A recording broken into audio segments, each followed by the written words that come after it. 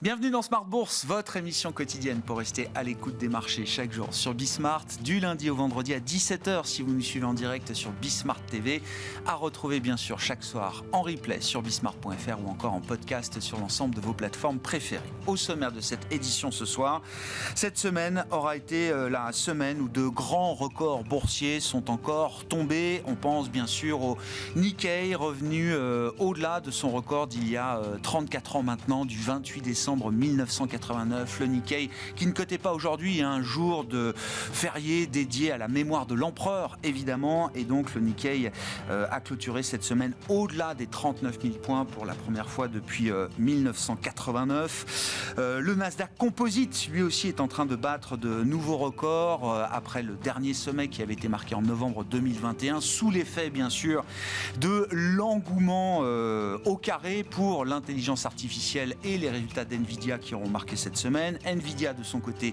franchit la barre des 2 trillions de dollars de capitalisation boursière. C'est la première fois dans l'histoire qu'une boîte de semi-conducteurs, je réduis un petit peu NVIDIA, mais c'est quand même une boîte de puces, eh bien c'est la première fois de l'histoire qu'un groupe dans ce secteur atteint cette taille de capitalisation boursière. Et puis record en Europe, le CAC 40 est à quelques dizaines de points, à peine des 8000 points aujourd'hui, et un record plus large pour le Stoxx 600 qui revient au-delà des 495 points et qui bat donc de nouveaux sommets.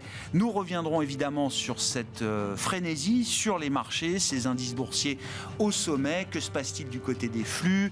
Que nous dit le momentum des grands marchés? Quels sont les schémas techniques également que l'on peut retrouver derrière cet engouement pour la technologie? Ce sera le grand sujet de notre grand tableau de bord des marchés, comme chaque dernier vendredi du mois. Nos 3 invités sont autour de la table et nous les accueillerons dans un instant. Et puis là aussi, comme chaque dernier vendredi du mois, le dernier quart d'heure de Smart Bourse sera consacré au décryptage d'un concept économique. Nous nous intéresserons ce mois-ci au business des banques centrales, si je puis m'exprimer ainsi, à travers le droit de seigneuriage, le droit de battre monnaie.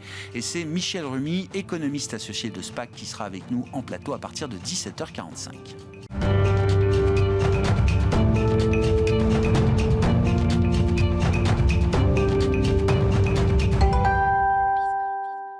Une semaine de record donc et une séance positive pour conclure cette séquence. Le résumé de cette journée sur les marchés, c'est avec Pauline Gratel. Le CAC vole de record en record cette semaine et dépasse ainsi les 7960 points au cours de la séance, toujours portée par les publications des entreprises, dont celle de NVIDIA mercredi. Autre info du jour, Christine Lagarde déclare que les signes de ralentissement de la croissance des salaires observés au 4e trimestre en zone euro sont encourageants, mais pas encore suffisants pour donner la certitude à la BCE que l'inflation retournera à sa cible. Du côté des résultats d'entreprise, les investisseurs ont pris connaissance de ceux de Fnac Darty. Le groupe fait état d'une baisse de son résultat opérationnel annuel de 60 millions d'euros à 171 millions d'euros pour l'exercice 2023, en raison notamment d'un affaiblissement de l'activité en Espagne. Pour la période, le chiffre d'affaires s'élève à 7,9 milliards d'euros. C'est un petit peu moins que l'an dernier. À l'occasion de cette publication, les analystes ont constaté une nouvelle montée au capital de Daniel Kretinsky, par ailleurs propriétaire de Bismart, qui détient désormais 29,9% du groupe, juste en dessous du seuil de déclenchement d'une OPA, un élément de nature à alimenter la spéculation selon plusieurs analystes. Le titre bondit d'ailleurs de 10% au cours de la séance, c'est sa plus forte hausse journalière en 3 ans. La tech américaine reste en ébullition après les résultats de NVIDIA. Le réseau social Reddit a déposé une demande officielle pour une introduction en bourse courant mars. La valorisation du groupe est estimée aujourd'hui autour de 5 milliards de dollars. Si l'opération aboutit, il s'agira de la première cotation d'un réseau social depuis celle de Pinterest en 2019. Aux valeurs, Bouygues perd plus de 2% après avoir signé un accord d'exclusivité pour le rachat de La Poste Télécom à 950 millions d'euros. C'est la pire performance du CAC aujourd'hui. Les principales données macroéconomiques du jour nous viennent d'Allemagne. Les investisseurs ont pris connaissance de l'indice IFO qui mesure le moral des chefs d'entreprise et qui remonte légèrement en février à 85,5 après 85,2 au mois de janvier. La deuxième estimation du PIB allemand est confirmée à moins 0,3% pour le 4e trimestre. Lundi, l'agenda sera léger avec peu d'indicateurs macroéconomiques au programme. Les investisseurs prendront connaissance des résultats annuels de GTT. Plus globalement, la semaine sera marquée par les premières estimations d'inflation pour la zone euro en février, ainsi que de l'indice des prix corps PCE américains pour le mois de janvier. Tendance, mon ami, chaque soir en ouverture de Smart Bourse, les infos clés du jour sur les marchés avec Pauline Gratel sur Bismart.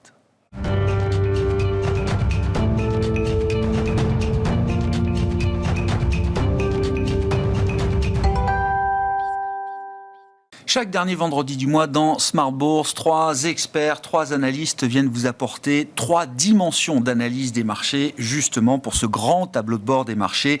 Pierre Miramont est avec nous, le responsable de l'analyse des fonds chez Cantalis. Bonsoir Pierre.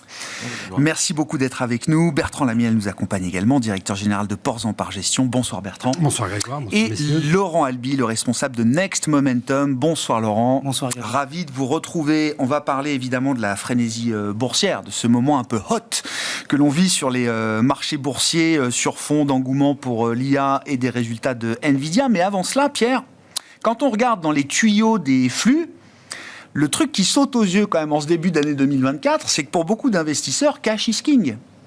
Toujours. Toujours, en tout cas par rapport à 2023, c'est toujours le cas. Est-ce que c'est le money time pour le monétaire ?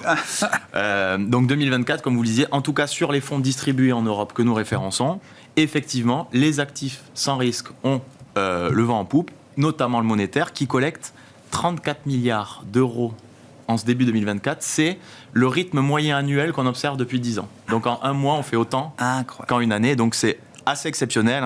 Si on s'amusait à extrapoler sur un an, on atteindrait entre 300 et 400 milliards de collecte. Ce serait 2 fois plus que 2023, qui déjà était une très bonne année à 160 milliards d'euros de collecte sur le monétaire en Europe. Donc c'est vrai que là, on assiste à quelque chose d'assez incroyable sur ce premier mois. L'obligataire aussi dans les actifs sans risque fonctionne bien en termes de flux de collecte. On est à plus 8 milliards. De l'autre côté, si on va voir les actifs risqués, on va dire, donc les actions, les diversifiés, là, c'est un petit peu plus déceptif.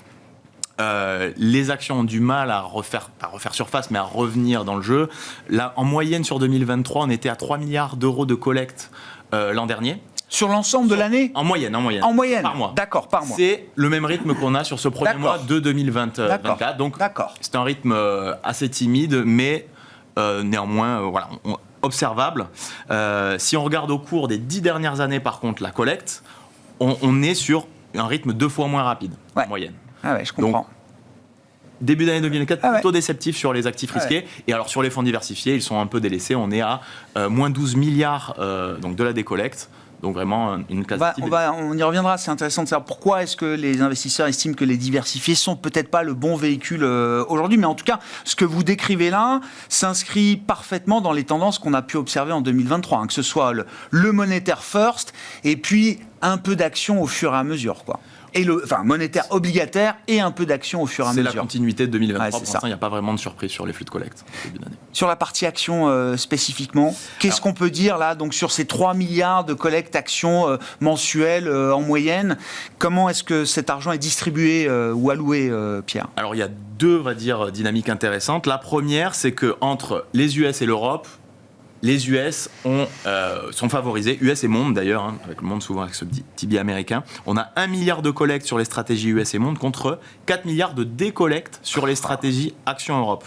Donc la résilience de l'économie US, le pivot dont on parle pour cette année, continue peut-être de séduire les investisseurs, tandis qu'une BCE peut-être un petit peu plus timide, avec des crises géopolitiques locales, font un peu peur. Ce qu'on voit, c'est quand même depuis 2 ans qu'on a cette décollecte quasi continue sur les actions européennes. Exactement. Alors qu'à l'inverse, il y a des performances derrière qui sont non positives, donc les flux de collecte ne sont pas toujours corrélés aux performances. Très clair. Je vois au milieu de tout ça quand même de l'intérêt pour l'Asie. Exactement. Donc ça, c'est le deuxième point intéressant sur les actions géographiquement, en tout cas, c'est que Asie-Japon collecte. Donc Japon d'une part, mais aussi Inde et Chine. Donc là, pareil, des mouvements d'opportunité. L'Inde a bien performé l'année dernière. On espère que ça va continuer. La Chine est bien soutenue par la Banque populaire de Chine. peut-être que les marchés arriveront à rebondir. Donc là, voilà, des mouvements d'opportunité sur ces classes d'actifs. Et le Japon retrouve ses records de 34 ans. Je crois qu'on en parlera effectivement avec Laurent Albi notamment. Décembre 1989, c'était le moment où sortait pour une génération un film comme Retour vers le futur 2. Voilà, non mais pour dire que ça date. C'est un film d'anticipation sur l'année 2015. Et on montrait dans cette année 2015 une technologie qui était une technologie japonaise qui avait déjà inondé le monde quand on réfléchissait à ça en 1989. Bon, il s'est passé des choses entre-temps, bien sûr. Bon, les actions américaines avant tout, l'Asie qui n'a pas à rougir et l'Europe qui reste en décollecte. Qu'est-ce qu'on peut dire aussi en termes de taille de capitalisation ? Là aussi, c'est un grand sujet de 2024, j'ai l'impression. Et c'est vrai que de ce point de vue-là, en tout cas en termes de performance de marché, le rebond des small cap auquel on assistait en fin d'année dernière n'a pas été suivi sur ce début d'année, en tout cas. Qu'en est-il des flux, Pierre ? Alors, sur les flux, en tout cas, donc, l'important des flux va vers les large cap, plus 5 milliards. Mais, si on regarde relativement à la taille du marché, on a plus 1 milliard de collecte sur les petites et moyennes capitalisations pour un marché 15 fois plus petit. Donc, techniquement, on a un petit engouement qui a commencé il y a 2-3 mois en tout cas. Ouais. Donc c'est encore en train de se mettre en place, mais en tout cas, nous sur les flux de collecte qu'on constate, on voit que le small mid cap, depuis 3 mois, commence à séduire, peut-être avec une opportunité. Certains voient une opportunité de rattrapage sur les performances, sur ce marché-là en tout cas. Large cap, toujours, oui, c'est ça. Large cap, de ce point de vue-là, il n'y a pas de problème. Cap, comme d'habitude. Ah, et dernière chose à noter, sur les mélanges, les blends, donc on va dire des fonds moins purs, mélange de large et small mid, là, on décollecte. On est à moins de 3 milliards. Donc, les investisseurs ont préféré quand même aller vers des choses assez polarisées, en fait. Assez polarisées. Ah oui, c'est ça. Le blend, le côté un peu intermédiaire ou moyen, ça n'intéresse pas. Beaucoup moins, en tout cas. Beaucoup moins, en tout cas. Ouais. Bon, toujours le match traditionnel, gestion active versus gestion passive. Où est-ce qu'on en est de ce match, Pierre ? Alors le match continue, pareil, David contre Goliath, puisqu'un petit marché indiciel contre un gros marché de la gestion active, eh bien, les fonds indiciels continuent de collecter, plus 8 milliards en ce début d'année. La gestion active décollecte, moins 5 milliards. Donc, si on remet, pareil, relativement en taille des marchés, c'est quand même une vraie pénétration du marché indiciel contre le marché de la gestion active. Bon, les composantes, on les connaît, qui favorisent ces ETF. Ils sont en train d'être démocratisés par une large partie des distributeurs en Europe. Ils sont moins chers, surtout qu'on parlait à l'instant des classes d'actifs favorisées sur les actions. Donc, Chine, Inde, Japon. Peut-être parfois moins cher et plus accessible via des produits indiciels que de la gestion active. Ouais. Bon, on se souvient quand même qu'il y a eu pendant au moins 1 an et demi une préférence pour la gestion active qu'on n'avait pas vue depuis très longtemps quand même, Pierre. Oui, le stock picking avait été remonté un moment et là en tout cas en fin 2023 et début 2024, ça revient quand même beaucoup sur cette gestion initiale. Autre, frontière ou ligne de démarcation, l'ESG versus les thèmes moins ESG ou non ESG. Qu'est-ce qu'on peut dire de ce point de vue-là ? Alors là, pour le coup, c'est pas surprenant puisqu'on en parle quand même, on commence à en parler, mais l'investissement socialement responsable est lui, pour le coup, moins apprécié. Alors, dans l'ensemble, toute classe d'actifs confondue, on est à plus de milliards de collectes pour les fonds dits ESG, contre 26 milliards pour le non-ESG. Donc là, pour le coup, on a vraiment un changement, on va dire, de comportement du marché. La composante ESG n'a pas été discriminante dans la collecte. Donc on l'a vu, beaucoup de monétaires. Donc les investisseurs n'ont pas de préférence pour du monétaire ESG ou non ESG. Et de la même manière, en étant allés vers des actions assez cycliques, américaines, souvent technologiques, la composante ESG n'a pas joué un grand rôle, en tout cas, dans ses choix d'investissement. Est-ce que l'ESG paye aussi, je ne sais pas, une année 2022 et une partie de l'année 2023 qui a été particulièrement compliquée pour les performances ? La hausse des taux a beaucoup impacté la gestion ESG. Et donc, thème croissance plutôt. Voilà, c'est ça. Donc, les gens sont sortis de ces positions-là et ont un peu plus de mal à y revenir. Ouais. Bon. Et la tech n'est pas ESG ?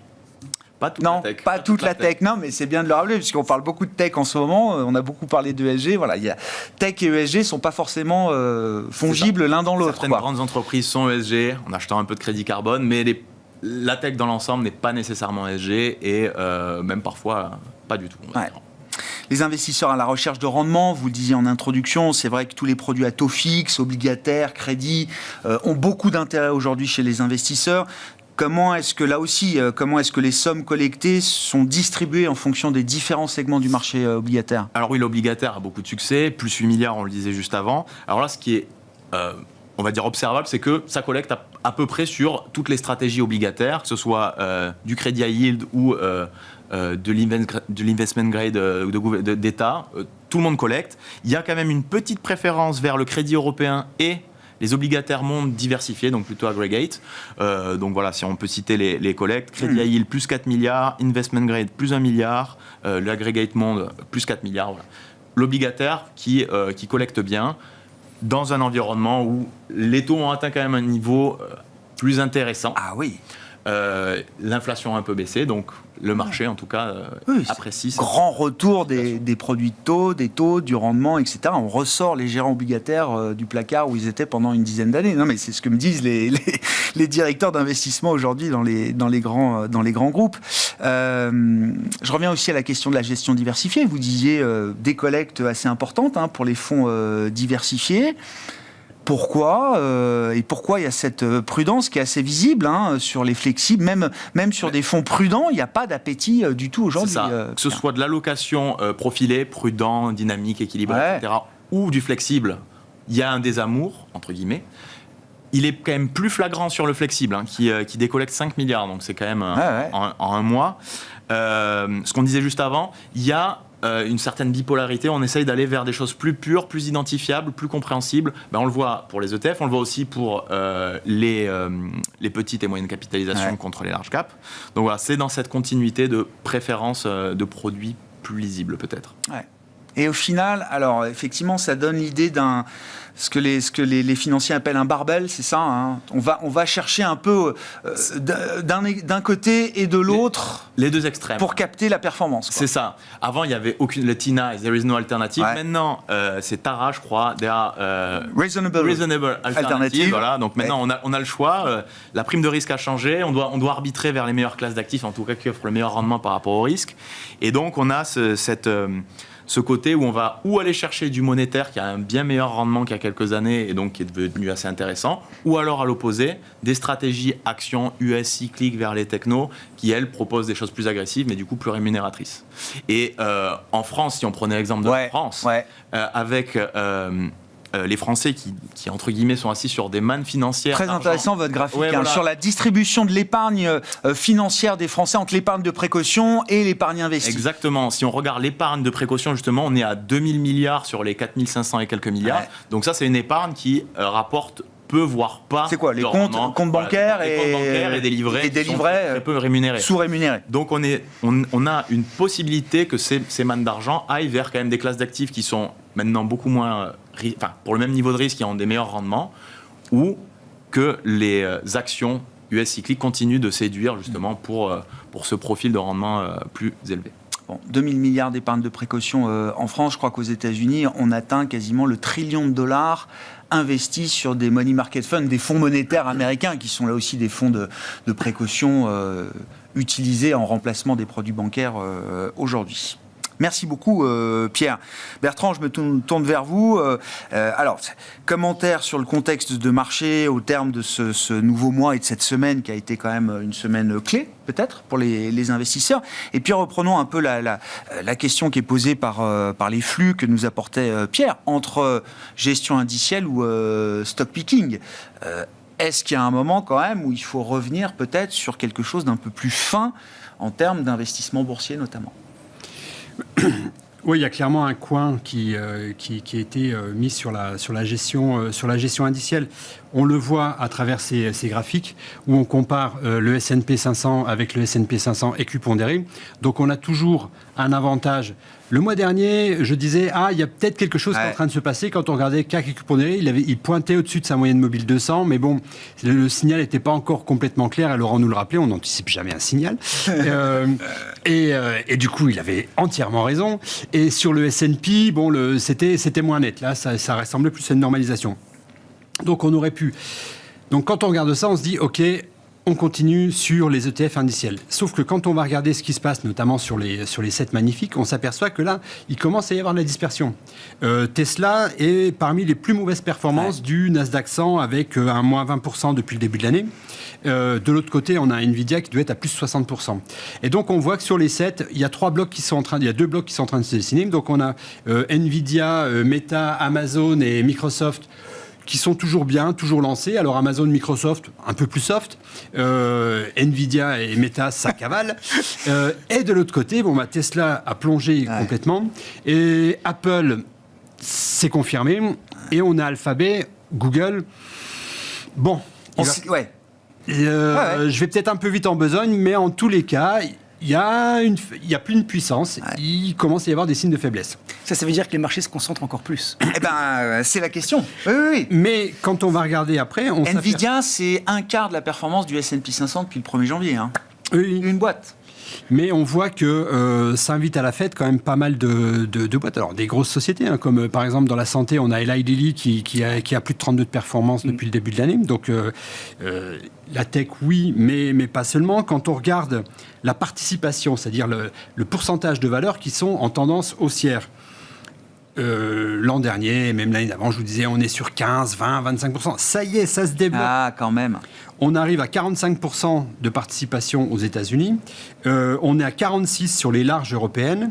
Et sur les mids, on est à 34%. Très intéressant. Donc là, on voit que d'autres valeurs ont le droit de citer. C'est-à-dire que même si le groupe des 7 magnifiques se fracture un peu, vous dites en fait derrière, il y a d'autres valeurs en dehors de ce groupe qui viennent quand même participer et alimenter la hausse. Il y a d'autres valeurs qui arrivent. Donc si ça continue, ça veut dire qu'on peut imaginer que les indices stagnent, avancent moins vite, ce soit plus la course effrénée, et ça laisse de la place à d'autres sur le podium. Et ça, on le constate sur le S&P, on le constate sur le Nasdaq, on le constate sur les grands indices européens. Sur le CAC 40, il y en a 15 sur les 40 qui font mieux que le CAC doit être à 7 ou 8, sauf erreur de ma part. Depuis le début de l'année. Oui. Bon, il y en a 15 qui font mieux. Donc, il y a... on voit qu'LVMH a du mal. Alors, Hermès va toujours très bien, mais on voit que dans les grosses, Total, c'est compliqué. BNP, malheureusement, ferme le banc du CAC en termes de performance sur to date. Donc, on voit bien que sur les grosses, il commence à y avoir de la dispersion. On voit des dossiers comme Publicis ou comme Stellantis qui sont pas dans le top 5 des plus grosses pondérations du CAC 40 qui performent très bien. Bien sûr. Donc, on voit que ça commence à se fracturer. Et donc, pour celui qui veut faire du stock picking, il y a un niveau d'exigence. Alors, on ne peut pas juste... le singe, a priori, on le bat parce que s'il y va à la fléchette, avec les scores que je vous ai annoncés, on est sur du 38-36% qui font mieux que l'indice. Donc, lui, il aura une chance sur 2. Donc... Mais il faut être exigeant. Il faut être extrêmement exigeant. Et exigeant, ça veut dire que, typiquement, sur des dossiers comme Apple, qu'on avait, nous, dans nos portefeuilles, c'est un dossier auquel on a renoncé. C'est une belle boîte, elle ne va pas faire faillite, des trucs comme ça. Sauf que quand on regarde le momentum, notamment le momentum de croissance, il est plus aussi important qu'il ne l'a été. La société ne donne pas véritablement de perspective de retour sur des forts taux de croissance. C'est moins de 5% de croissance au global pour les affaires d'Apple aujourd'hui. Les investisseurs regardent même pas la valorisation. En fait, ils votent avec leurs pieds. Ils vont chercher d'autres sociétés qui ont des meilleurs taux de croissance. Et on sait que la bourse digère toujours très mal la baisse de croissance. Pourquoi LVMH en est là ? Parce que LVMH, qui était sur des 20-25% de croissance de chiffre d'affaires, a rétropédalé. Et voilà, Hermès arrive à tenir son statut de valeur de croissance, elle reste en tête. Et donc ça, c'est ce à quoi on est en train d'assister. Donc, c'est pas évident quand même de sortir d'Apple parce que c'est quand même des positions.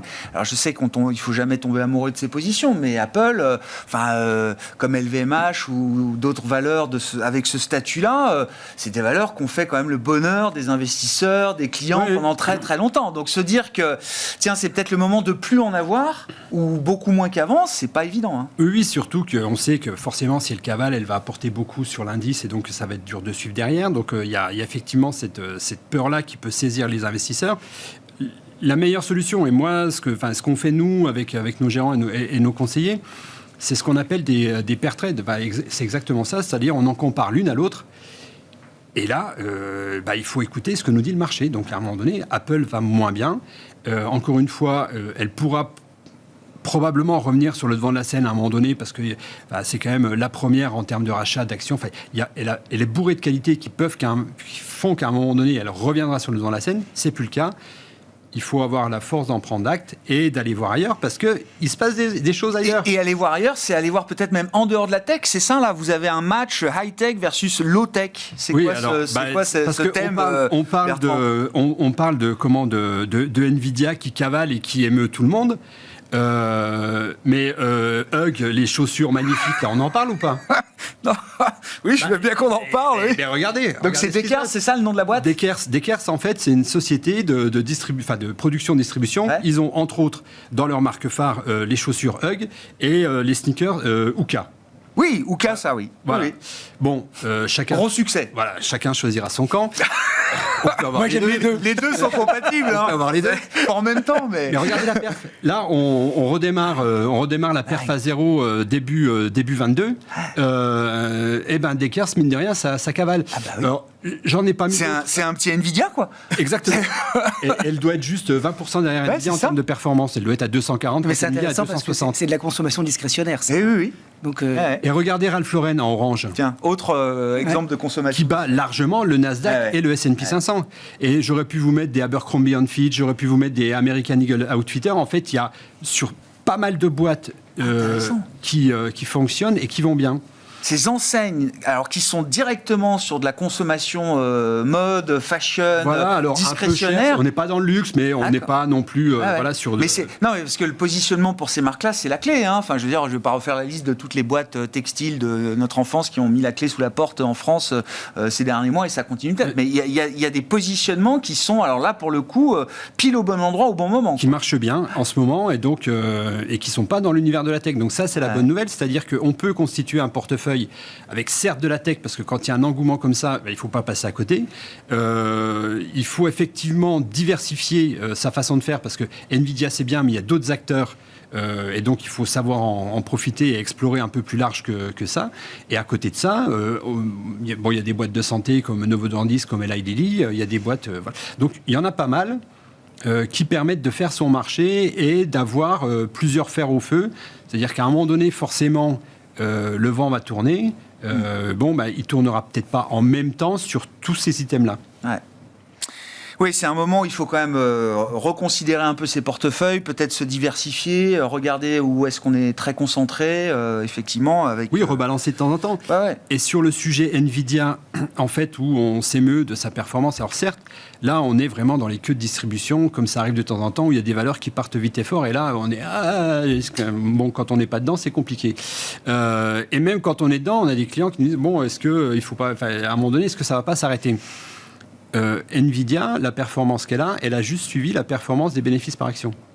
Elle n'est pas plus chère après ses résultats qu'avant ses résultats. Non. On est Nvidia, on est sur... elle a fait x2 depuis 2021 et les bénéfices par action ont fait x2,5. Donc, c'est impressionnant. Mais voilà, donc, il y a la volatilité qui va avec. Donc, à tout moment, et en fait, pour... avoir gagné ce qu'on a gagné là sur Nvidia, il faut avoir accepté 3 ou 4 fois sur les 2 dernières années des replis de 20-25%. Ouais. Entre 21 et 22, ça perd même peut-être plus de 70 ou 80%. Je donc pense, ça, c'est Nvidia. pas... voilà, ouais. Il faut le savoir. Il y a un prix d'admission. Il faut avoir les nerfs solides. D'où l'importance de Nvidia, très bien, mais il y a d'autres acteurs. Et donc, qui ne vont pas forcément souffrir en même temps et gagner en même temps. Donc, il y a de la place pour... un début de stock picking. Laurent, oui. Si vous nous éclairez avec vos outils d'analyse technique, qu'est-ce qu'une bulle et est-ce qu'on est en bulle sur la tech américaine dédiée à l'IA notamment? Alors, le débat fait rage, puisque on se polarise de plus en plus. Il y a deux camps, ceux qui disent qu'effectivement on est dans une bulle, et quand ils disent qu'on est dans une bulle, ils font le rapprochement avec la bulle Internet des années 99-2000, et puis il y a ceux qui pensent qu'effectivement on n'y est pas encore, ou qu'on n'y est pas du tout. Alors on va revenir très très vite à Robert Shiller, qui a quand même lancé l'expression d'exubérance irrationnelle pour expliquer ce phénomène de bulle, puisque une bulle, c'est un prix d'actifs qui n'est plus justifiable du point de vue des fondamentaux et qui correspond en fait à une espèce d'engouement collectif, mimétique, qui ne correspond pas en fait à la réalité comptable et financière de l'entreprise. On achète parce qu'on est convaincu que ça va continuer de monter, quoi. Voilà. Oui. Et ça paye, et on participe, et on comprend plus vraiment... Sans comprendre pourquoi ça monte. Voilà, exactement. Et on n'a pas forcément non plus les bénéfices par action dont parlait Bertrand tout à l'heure qui suivent, on n'a pas le chiffre d'affaires, bon, bref. Donc ça, c'était vraiment 2000. Aujourd'hui, est-ce qu'on peut parler d'exubérance irrationnelle quand on voit les résultats, par exemple, de Nvidia, puisque c'est votre question, sur le secteur des semi-conducteurs et de la tech? La réponse est non. On est clairement sur des entreprises qui sont hyper solides, qui ont des bilans époustouflants, qui génèrent des bénéfices spectaculaires. Donc, j'ai presque envie de retourner la question. Est-ce que ça serait pas irrationnel de pas en avoir? De pas en avoir. Comme disait Bertrand, pas d'avoir que ça, mais de pas en avoir, parce que c'est quand même les entreprises qui délivrent aujourd'hui le mieux, le plus, avec Jensen Huang, qui parlait de tipping point. Mais bien sûr, point de bascule. Ouais. C'est pas le point, c'est le point d'accélération et de diffusion mondiale. Oui. De la technologie. Oui, il prévoit il dit, mes clients, c'est plus juste les GAFAM, c'est du service financier, c'est du healthcare, c'est des États, c'est exactement. Et là, c'est déjà des dépenses à plusieurs milliards ou dizaines de milliards de dollars venant de ces secteurs, quoi. Donc, je pense que c'est prématuré d'évoquer le cas d'une bulle pour le secteur des semi-conducteurs. Le mois dernier, je vous avais montré ce graphique depuis 15 ans et ce SOX qui était dans ce bull market. Ouais. Alors, je crois que c'était 2600% de hausse depuis 15 ans. On peut me dire, mais Laurent, si ça, c'est pas une bulle, qu'est-ce que c'est? Mais je réponds, mais c'est pas ça une bulle. Une bulle, qu'est-ce qui vous dit que ça va pas continuer pendant encore 2 ans, 3 ans? Donc on est dans ce bull market et à mon avis, il y a effectivement des arguments pour penser qu'on n'est pas à l'aube, à mon sens, d'un éclatement. Alors, je reviens au graphe, d'avant sur les valorisations, là. Ouais. Le graphe qui montre la différence... Ah non, alors juste, si on peut revenir sur le graphe d'avant, si c'est possible, oui. Simplement pour montrer que en 2000, on a quand même un PER sur le Nasdaq 100 qui est à 73. On était à 31,65 en 2023. On est maintenant à 32,50. Bon, enfin voilà, on n'est pas du tout sur des PER qui sont délirants. Quand on regarde la performance du Nasdaq 100 l'année dernière, on est à 54% en 2023. Oui. En 91, on était à 65. En 98, à 85. En 99, à 102.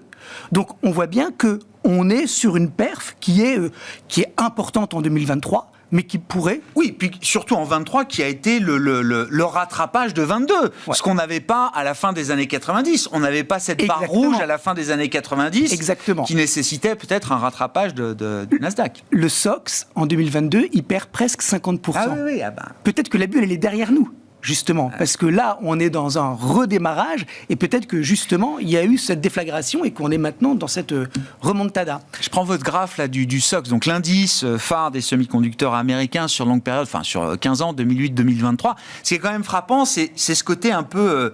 hyperbolique ou parabolique, je ne sais pas comment vous dites, auquel on assiste depuis quelques trimestres maintenant, là. Oui, mais encore une fois, regardez ce qui se passe en 2022. Il passe de 4200 points à 2100 points. Il est quasiment divisé par 2. Ouais. Et en fait, il repart très très fort. Mais quand on regarde les progressions précédentes, à part tout en bas à gauche, où il s'était apprécié de 600%, chaque fois qu'il a progressé, 2010, 180%, 2013, 130%, 2016, 164%, en 2019, 280%, et là, on est à 122%. Bon, donc on n'est pas non plus, vous voyez, sur un rythme qui est, en tout cas à ce stade, un rythme qui nous permet d'anticiper un éclatement. Bon. Alors, qu'est-ce qu'on peut prévoir ? Moi, je pense que, comme le disait Bertrand, parce que, en fait, la question de la bulle, elle est très importante. Parce que si on est dans une bulle, tactiquement et stratégiquement, quand ça baisse, il faut fuir. Ouais. Si on n'est pas dans une bulle, on paye. Si on n'est pas dans une bulle, on paye les replis. Ouais. Si on est dans une bulle, ça veut dire qu'on part sur moins 80%, et là, il faut tout plier, partir, et puis c'est une quand ça a commencé à baisser de 10, c'est maintenant, il faut tout de suite liquider. Moi, je ne pense pas qu'on soit dans ce phénomène-là. Donc, je pense que les investisseurs se disent que si le SOX, il perdait 20 ou 30%, mais c'est une opportunité. C'est un buy the dip. Ben oui, parce que maintenant on commence à parler de Nvidia à $1000. Bon, on verra si ça y va ou pas. Mais si on vous proposait de la payer 500, vous poseriez sérieusement la question de savoir si c'est pas une opportunité, peut-être the lifetime. Ouais. Donc c'est ça, l'arbitrage il se fait ici, et donc c'est pour ça que je pense que il y aura peut-être une bulle, mais peut-être dans 2 ans. Mais là, c'est encore trop tôt. Je pense qu'on a encore de la marge. Même si on peut encore baisser de 20 à 30%, je ne l'exclus pas. Parce que maintenant, tous les catalyseurs, ils ont été annoncés. Donc, qu'est-ce qui va faire que Nvidia va continuer de monter ? C'est peut-être pas évident. Donc, s'il va y avoir un repli, peut-être que ça serait intéressant. Je crois que quand Greenspan, à l'époque patron de la Fed aux États-Unis, reprend l'expression de Shiller sur l'exubérance irrationnelle des marchés, c'est 96 ou 97. Décembre 96. Bon, ben voilà, Décembre 96, on voit ce qui était. Le Nasdaq fait x4. Et c'est mars 2000 que ça explose. En mars 2000. C'est ça. Le Nasdaq C'est fait ça. x4 d'ici mars 2000. Et quand le Nasdaq se casse la figure, il divise 80. par 2. Ouais. Mais ça laisse encore, par rapport à 96, un x2. Ben oui. Et donc, c'est ça. Internet, c'est 95 où ça démarre. Il y a 94 qui est une année horrible. 95, ça démarre. On a le S&P, je remets mes lunettes. On a le On a S&P vieilli depuis sur 6 ans, quelque peu. Le S&P fait x3 sur les 6 ans. Le Nasdaq fait fait x11, pardon. Le Nasdaq fait x11. Et ça dure 6 ans. Là, on est juste au début de quelque chose. Donc, une bulle peut-être, mais essayons d'exploiter au maximum la création de richesse qu'on a devant les yeux. Ah bah oui, c'est un relais de croissance Avant de commencer, phénoménal. c'est Peter Lynch qui disait qu'on a perdu plus d'argent à éviter les crises qu'à profiter des hausses. Ça, c'est sûr. Ouais. Et donc, Et puis qu'on perd plus d'argent à anticiper les baisses que d'attendre que la baisse arrive. Ouais. Donc oui. On connaît tous les problèmes d'une bulle. Hein. C'est sûr que mauvaise allocation du capital ou surallocation sur des thématiques particulières. En l'occurrence, là, c'est une technologie visiblement qui est quand même très prometteuse, etc. On sait que ce qui définit une bulle, c'est aussi la manière dont elle se termine, notamment. Mais voilà, ce qu'il ne faut pas oublier, c'est la phase de construction. Oui, également. mais effectivement... Mais vous dites pas bulle pour l'instant. Je crois pas. Oui. Je crois pas. Alors, à contrario, ce qui inquiète, c'est, on l'a déjà dit, la concentration. Parce que c'est vrai qu'on parlait des 7 magnifiques, maintenant elles sont plus que 3 ou 4. Donc, on peut pas... Voilà. Mais, en même temps, ça commence à se diffuser partout. On le voit, par exemple, Bertrand a parlé, sur le CAC, on voit bien qu'il y a quand même beaucoup de sociétés, même en France, qui sont dans des belles hausses. Donc il y a cette vélocité, cette rapidité qui inquiète. Il y a une espèce de FOMO, il y a une espèce de tsunami haussier qui fait un petit peu peur parce que, voilà, 60% depuis le début de l'année, est-ce bien raisonnable ? Je ne sais pas répondre à cette question, je ne fais pas de l'analyse fondamentale. Mais bon, c'est vrai que... En tout cas, ça pose question. Et puis, il y a le fait que cette concentration, elle inquiète un petit peu. Donc, ça veut dire que, tactiquement, il ne faut pas exclure une respiration, mais stratégiquement, je pense que c'est comme ça que les tendances existent. Ouais. Une tendance, ce n'est pas une ligne droite. Il faut qu'à un moment, il y ait des corrections intermédiaires, qu'on prenne son argent, qu'on accueille de l'argent frais de ceux qui ont mal participé ou pas participé, et c'est comme ça que ça dure depuis 15 ans. Donc moi, vous connaissez mon avis sur les semi-conducteurs, je pense que c'est vraiment la nouvelle révolution industrielle, quoi. Et quand on regarde, alors là, vous avez des graphiques où on peut zoomer avec une unité de temps journalière ou hebdomadaire. Techniquement, il n'y a rien, même en zoomant là à court terme, il n'y a rien qui invalide l'idée que le momentum est intact. Alors, il y a 2 manières d'essayer de jauger de l'existence d'une bulle. La première, c'est à l'aide d'une droite de régression linéaire, où on dit qu'effectivement, quand les cours sont écartés de cette droite de plus de 2 écarts types, on est dans une zone où l'air commence à se raréfier. Je ne vous le montre pas aujourd'hui, mais on n'y est pas, déjà. Moi, j'utilise quelque chose que je préfère, qui est le principe de régression à la moyenne, à partir des moyennes mobiles de long terme, et on voit quand est-ce que l'actif, en l'occurrence ici le SOX, quand est-ce que l'élastique est trop tendu, et quand est-ce qu'il revient vers sa moyenne. Et donc là, on est donc sur le SOX en daily, et j'ai pris 2 moyennes mobiles, 65 jours, c'est-à-dire 3 mois, et 200 jours, 10 mois. Et on voit que l'écart avec la moyenne mobile à 65 jours, il a été un peu excessif. C'est en rouge à droite. On voit que c'est allé taper sur les 18% d'écart et qu'en général, ça a du mal à dépasser ça. Mais ça veut dire que si le SOX consolide, et que la moyenne mobile continue de monter, il n'y a pas de correction, mais l'écart se réduit. Et quand on voit que l'écart avec la moyenne mobile à 200 jours, il est de 25%, alors qu'on pouvait aller en 2021 à 40, il y a de la marge. Il y a de la marge. Donc, du point de vue du principe du retour à la moyenne, on n'est pas sur un marché qui est ultra tendu. Ça ne veut pas dire qu'il ne va pas y avoir une correction. Parce qu'on se retrouve tous les mois et peut-être que le mois prochain, on aura assisté. Mais je pense que s'il y a une correction, mais elle est salutaire. Elle est saine, quelque part. Parce que ça ne peut pas continuer de toutes les manières à ce rythme. Pierre, alors dans les flux, et vous êtes en plus responsable de l'analyse des fonds, je le rappelle, chez Cantalis, oui, cet engouement pour des fonds thématiques, spécifiques, IA, ou tech, ou semi-conducteurs, enfin, vous l'observez, il y a quelque chose d'un peu tangible de ce point de vue-là, j'imagine. Oui, alors en termes de création de thématiques, nouveaux produits. L'IA fait partie des nouvelles thématiques qu'on identifie. On avait la robotique, on avait l'automatisation, la disruption. L'IA est venue compléter, on va dire, la gamme des thématiques un peu plus séculaires parmi ces fonds thématiques. Et c'est des fonds qui, oui, c'est pas un copier-coller du fonds robotique qu'on avait lancé il y a quelques années et puis qu'on rebrande en mettant IA mais en gardant un peu les mêmes valeurs.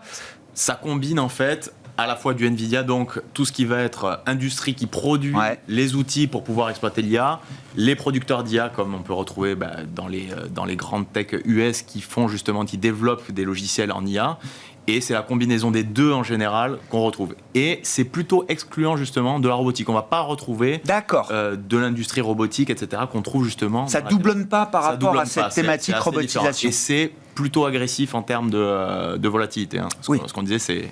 Il faut être accroché quand même sur la thématique. Ça va vite, c'est la révolution, quoi.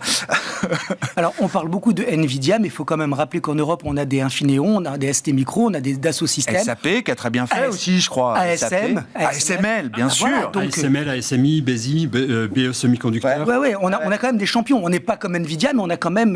Et on a, quand on exploite toute la chaîne, puisque là, on est en train de parler de ceux qui arrivent après NVIDIA, on peut trouver des sociétés comme Munters en Suède, qui sont là pour rafraîchir les data centers, avec des solutions innovantes qui font qu'elle est préférée à d'autres et qui commencent à marcher. Donc on voit que là...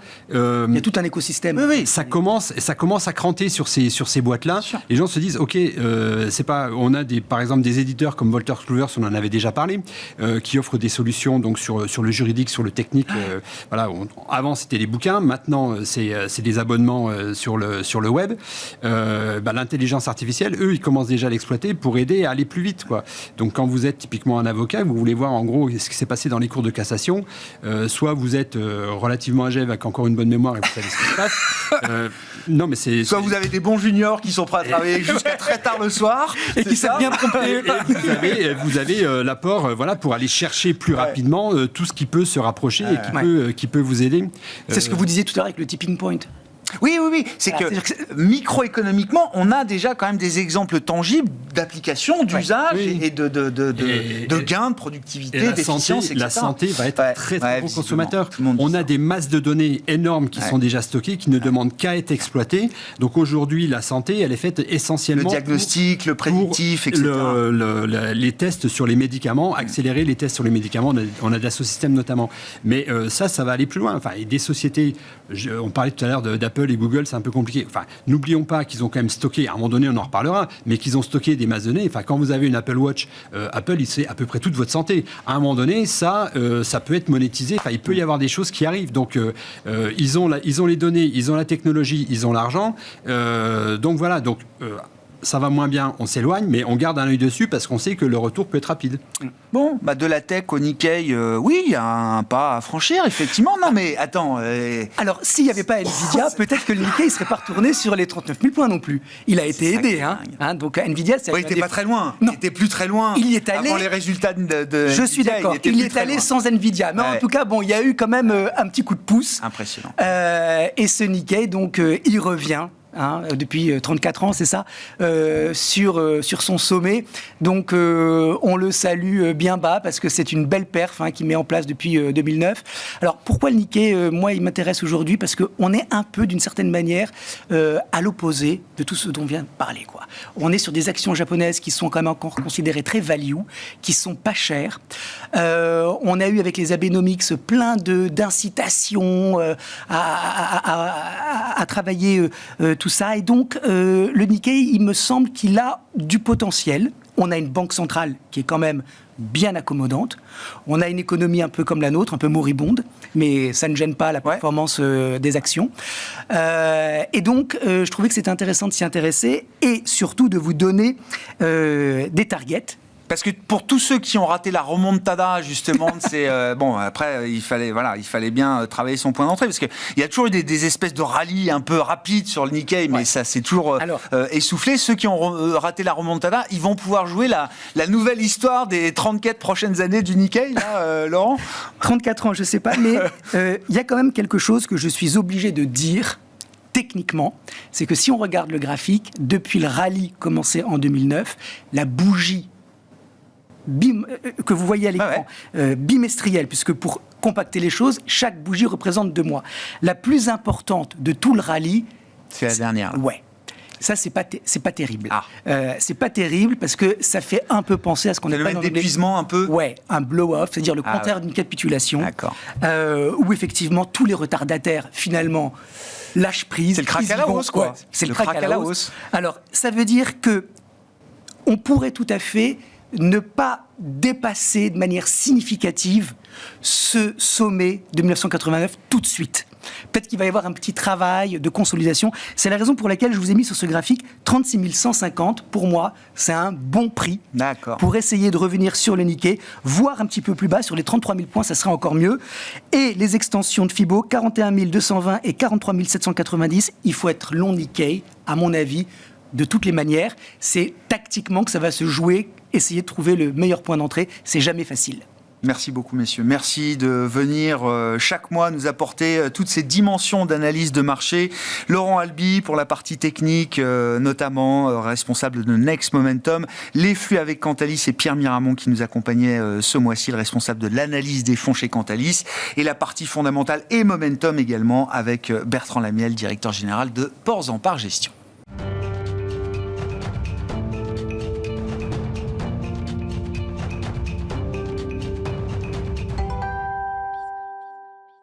Le dernier quart d'heure de Smart Bourse, une fois par mois, c'est un quart d'heure dédié au décryptage d'un concept économique. Et chaque dernier vendredi du mois, nous retrouvons l'économiste Michel Rumi, associé de SPAC notamment, à mes côtés en plateau. Bonsoir Michel. Bonsoir. Merci beaucoup. Oh, on parle d'un super sujet. J'appelle ça le business des banques centrales.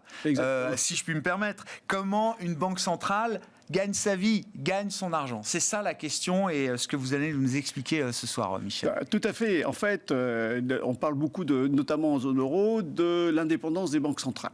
Donc, bien sûr, on parle souvent, on axe souvent la discussion sur l'indépendance politique, mais on se pose jamais à savoir, mais comment les banques centrales gagnent leur argent, puisque l'indépendance ne peut pas être politique, elle est aussi financière. Et donc là, il convient donc de savoir, on va essayer de savoir comment elles gagnent leur vie. Bon, quelles sont les... Mais non, mais évidemment, une banque centrale doit aussi gagner sa vie. De quoi on parle concrètement? Quels sont les différents moyens qui s'offrent à une banque centrale pour générer un revenu financier? Alors, il y a plusieurs manières. De manière générale, elles gagnent leur vie grâce à leurs réserves en devises qu'elles placent. Et donc, ça rapporte, on va dire, des revenus. Première des choses. Mais deuxième chose, il ne faut pas oublier qu'une banque centrale, c'est une banque. Donc, comme toutes les banques, une banque commerciale gagne sa vie en prêtant de l'argent à des particuliers ou aux entreprises, eh bien la banque centrale gagne des revenus en prêtant de l'argent avec les banques commerciales. Et ça permet de vivre. Mais néanmoins, il ne faut pas oublier que les banques commerciales peuvent notamment déposer leur argent à la Banque centrale. C'est un des taux directeurs, c'est le taux de facilité de dépôt. Et donc, la Banque centrale est obligée de rémunérer ses dépôts.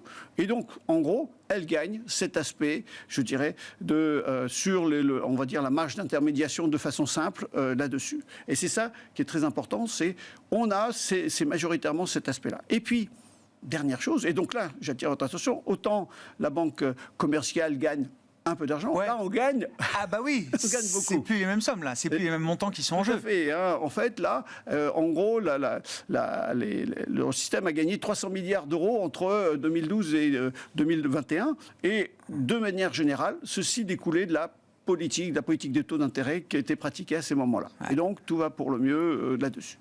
Et puis, dernière chose, c'est aussi, il y a aussi les billets. Et là, c'est ça qui est souvent mal connu. On l'a mis, c'est le titre de l'interview, le seigneuriage. C'est ça. Exactement. En fait, qu'est-ce qui se passe? C'est que le seigneuriage, c'est le pouvoir de battre monnaie qu'avaient les seigneurs. Et donc, dans ce cadre-là, eh bien, les seigneurs pouvaient prêter de l'argent. Et qu'est-ce qui se passe? C'est que, en fait, les revenus de la Banque centrale reviennent de l'émission de billets. Mais contrairement à ce que généralement on peut croire, la Banque centrale ne gagne pas son argent entre la valeur faciale et, on va dire, les coûts de production, d'entretien, de stockage, etc. Ça, c'est autre chose. Donc, mais Ça coûte cher de produire un billet. Ah oui, Oui, c'est ça. tout à Enfin, fait. je veux dire, Ça coûte cher, Oui. c'est pas gratuit. Ah ben non. Donc, il y a surtout, et c'est surtout l'entretien, parce que ce qu'il faut voir, c'est que, rapidement, je veux dire, un billet, c'est un produit de haute technologie. Il ne faut pas oublier qu'il y a pas mal de signes de reconnaissance. Et puis surtout, il faut éviter la contrefaçon, il faut éviter, on va dire, la qualité, on va dire, du billet. Donc, il faut l'entretenir. Tout est technologique, l'encre, le papier, les signes de reconnaissance. Et puis la distribution auprès de tout le monde. Ouais. Donc ça aussi. Donc ça a un coût. Et en fait, qu'est-ce qu'elle a? C'est que l'histoire dit que les États ont donné à la Banque centrale le pouvoir d'émettre des billets. Et en France, par exemple, la Banque de France a eu ce privilège le 14 avril 1803. Hein, ça, c'était un petit clin d'œil de l'histoire. Et alors, vous dites, oui, c'est pas entre le coût et c'est sur la partie émission des billets que la Banque centrale gagne son argent, c'est ça. Tout à fait. Et je vais essayer de le faire clair. Oui. Et c'est ça. Alors, supposons qu'une banque commerciale souhaite des billets pour répondre à la demande de sa clientèle, ses entreprises et particuliers. Donc, elle va s'adresser à la Banque centrale et en échange, qu'est-ce qu'elle fait? Elle va le faire plusieurs fois. Soit elle dit j'amène des monnaies étrangères, par exemple. Ça peut être en échange là-dessus. Mais de manière générale, parce qu'il ne faut pas oublier, de façon simple, une banque fait de l'argent avec de l'argent. Donc, elle veut garder la matière première qui est son argent. Donc, elle va plutôt emprunter. Et en fait, elle va emprunter pour avoir ses billets. Donc, elle va emprunter et elle devra rembourser la valeur faciale de ses billets plus l'intérêt, on va dire, auquel elle a effectué ce prêt. Et tout ceci, c'est la première des choses, c'est la première étape. Donc, la banque centrale gagne de l'argent à partir de ses intérêts. Mais ce n'est pas tout. Avec ces intérêts, elle va aller acheter d'autres titres, notamment des obligations d'État, qui vont lui rapporter. Et en fait, tout ceci va se composer en revenus. Ouais. Ça fait une grande somme. Et toutes ces sommes gagnées, c'est ce qu'on appelle le seigneuriage. Mais ce qui est très important, c'est que qui est l'actionnaire de la Banque centrale? Uniquement Les États. Les États. Et donc, ce seigneuriage revient indirectement à l'État, Oui. et c'est une source de revenus, notamment. Il n'y a pas que ça. Et c'est ça qui est très important, c'est que cette indépendance financière, elle est là. Et ce qu'il faut bien comprendre, c'est que la Banque centrale doit gagner de l'argent, parce qu'elle ne peut pas recevoir de l'argent d'aucune institution ni d'État. Et c'est ça qui est important là-dessus. Quand elle fait des pertes, comme c'est le cas aujourd'hui, ça ne peut être que temporaire, entre guillemets. Enfin, je veux dire, il y aura un retour à la normale et un retour. Vous disiez 300 millions, l'Eurosystème a gagné 300 millions entre 2012 et milliards, pardon, entre 2012 et 2021. On reviendra à cet équilibre-là, on va dire naturellement, une fois qu'on aura épongé effectivement la hausse des taux, pour des choses qui coûtent aujourd'hui à la Banque centrale. Ça rapporte combien un billet, du coup? Enfin, je veux dire, on va prendre un exemple. Cette histoire d'intérêt, de placement et d'intérêt composé derrière, moi j'aimerais bien savoir concrètement sur chaque billet combien la BCE peut se rémunérer à la fin. Alors, pour faire simple, je vais prendre un billet de 10 euros. Ouais. Hein, OK, on prend un 10 euros et je vais supposer que la banque commerciale va emprunter. D'accord? Et on va emprunter à un coût de 2% par an, pour faire simple. Hein. Donc, concrètement, pour chaque billet, en fait, la banque centrale va gagner 2% de 10 euros, ça fait 20 centimes. Ça, c'est les intérêts gagnés. Et à côté de ça, il y a, on va dire, le coût des billets. Et donc, pour faire simple, on va considérer que le coût de production est de 23 centimes, c'est rien que pour les calculs. 23 centimes, le coût de distribution de 10 centimes, et de manière générale, un billet de banque a une durée de vie, grosso modo, s'il est bien entretenu, d'environ 11 ans. Donc, qu'est-ce qu'on va faire? On va essayer, première des choses, de gagner le coût de mise en circulation des billets. Donc, on sait que ça nous rapporte, il y a un coût de 33 centimes. Sur 11 ans, ça fait que le coût d'un billet par an, ça revient à 3 centimes. Et donc, c'est là où on vient, c'est que je gagne 20 centimes par an, ça me coûte 3 centimes, je gagne 17 centimes par billet. Donc, comme il y a une très grande masse de billets, vous multipliez autant de billets, etc. là-dessus. Donc, ça fait une masse. Et donc, je gagne une certaine somme, et cette somme, je vais acheter des obligations d'État, pour faire simple, et c'est ça qui va constituer tout le seigneuriage. Donc, voilà, plus l'on émet des billets, d'une certaine manière, et plus la banque gagne de l'argent. Comment ça se passe dans une zone économique intégrée, même si non parfaite, comme la zone monétaire européenne, Michel? Parce que là, l'argent d'un pays à l'autre, l'eurosystème, ce sont des banques nationales domestiques. Et la BCE qui est, c'est-à-dire la holding de l'eurosystème. Alors, ce qu'il faut bien voir, c'est que alors qu'on était avant, lorsqu'il n'y avait pas l'eurosystème, on pouvait savoir, a priori, que le nombre de quantités de billets qu'il y avait en France. Aujourd'hui, par exemple, c'est très bien. Tiens, ce week-end, je vais aller partir en Belgique ou je vais aller à Rome. Je vais amener des billets français que je vais exporter, entre guillemets, en Italie ou en Belgique. Et c'est là qu'il va se passer, c'est que, ce qu'il faut bien voir, c'est que le nombre de billets en circulation, varie énormément en fonction, on va dire, si c'est une saison, une période touristique, etc. etc. Exemple, quand on le voit avec l'été, on a une terre d'accueil grâce au tourisme, donc on va avoir des touristes allemands qui vont amener des billets de la Deutsche Bundesbank, les Italiens de la Banca d'Italia, etc. Et on va avoir des billets qui ne sont pas, entre guillemets, français, donc c'est pour autant que la Banque de France ne va pas émettre d'autres billets. Et donc, la demande de billets n'est pas que faite de la demande nationale, entre guillemets. On va essayer de gérer ça. Et c'est ça qui est très important, c'est que, en fait, le concept avant de nombre de billets qu'on pouvait a été remplacé par ce qu'on appelle la notion d'émission nette, c'est-à-dire les billets que j'émets, moins ceux que je reçois. Voilà, en gros, ce qu'il y a, grosso modo, en circulation là-dessus. On ne sait absolument pas de façon précise, on estime, mais on ne sait pas de façon précise le nombre de billets, quelle que soit la coupure là-dessus. Et c'est ça qui est important dans tout ça, c'est qu'aujourd'hui, ça change, et donc on pourrait à la limite avoir cela au niveau de la zone euro, et encore. Comment ça se passe concrètement pour la Banque centrale européenne, puisque je comprends bien que ce sont les banques nationales domestiques avant tout qui émettent physiquement la monnaie, les billets. La BCE, elle n'émet pas? Non, en fait, c'est social. On va dire ça comme ça. Entre guillemets, elle n'est pas...